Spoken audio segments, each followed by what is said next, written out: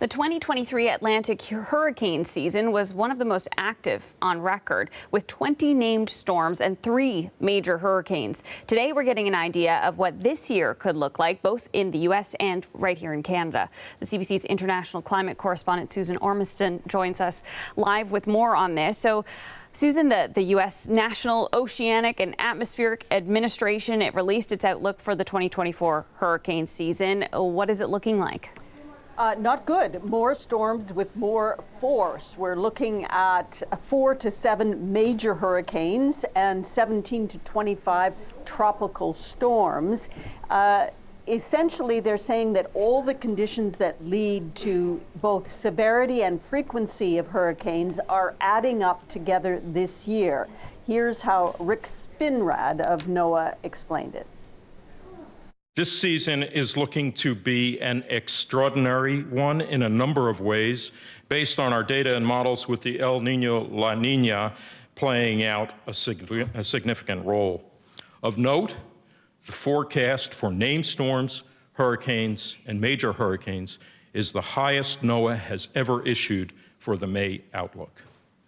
So essentially why? Well, we're looking at extraordinary ocean warmth. Still, the oceans are warm, particularly where hurricanes are known to develop. In fact, in some readings, they are as warm now as they usually are in August, and we're just at the beginning of the hurricane season as of June 1st.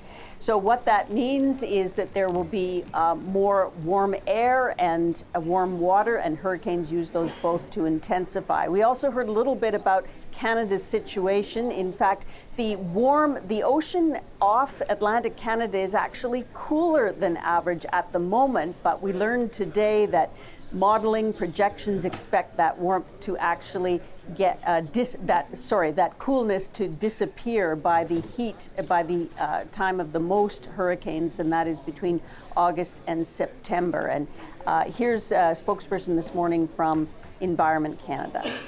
When we see warm water like we're seeing now, and I got to say the level of heat that's contained in the ocean right now is pretty much unprecedented.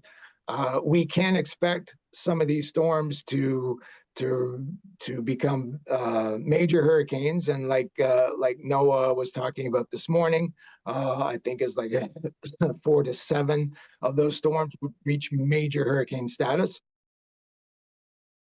Normally, hurricanes develop south of us, Florida Keys, around there, and even further south. What Environment Canada has told us today is that on average about 35% of the storms actually make it up to our storm response region. What they can't predict is where that will be and whether any of these storms will make landfall. What about the characteristics of some of the storms for this year? Susan, what did it suggest about that?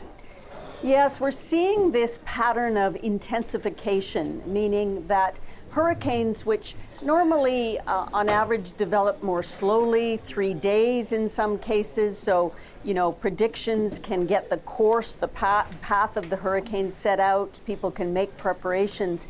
We're seeing that some major storms develop very fast. In fact, we saw that with Otis last October in Mexico, where just the day before it was a mild tropical storm and intensified to a Category 5. You can expect more of that, according to Ken Graham, who spoke this morning from the U.S. National Weather Service.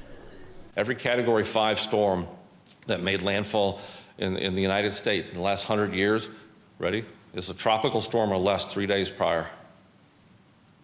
The big ones are fast, right? And you look at a season like this, where you could see some pretty strong storms with this forecast. In the last 100 years, every single one of these big storms, Cat 5s, were a tropical storm or less 3 days prior, and several didn't even exist 3 days prior. The other reminder Graham had is that water kills more people in storms than wind because of storm surge and various ancillary water events. So be careful of that. And just lastly, they named the storms that may come this year, 21 official names from A to W. The last one, William, is my son's name, and here's hoping we don't get to that. Okay. Yeah, thanks, Susan. Thanks so much for that. That's CBC's international climate correspondent, Susan Ormiston.